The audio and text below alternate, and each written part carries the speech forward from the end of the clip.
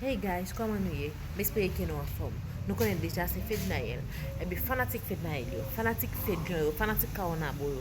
Dimanche kap 25, debil fe 4 an, mwen vin invite nou nan grad premier film sa ka fet nan Kingdom Hotel Tabor.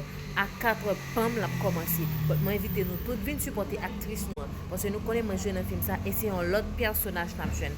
Istan dadan, Kaonabo ladan, e nap jwen mak tadan tou. Ot vin supporte nou dimanche kap 25 nan Kingdom Hotel a partir de 4 heures nan grande première film ça qu'a fait. M'attend nous toutes parce que nous connaissons pas fait actrice nous en honte, n'a vinn supporter en full.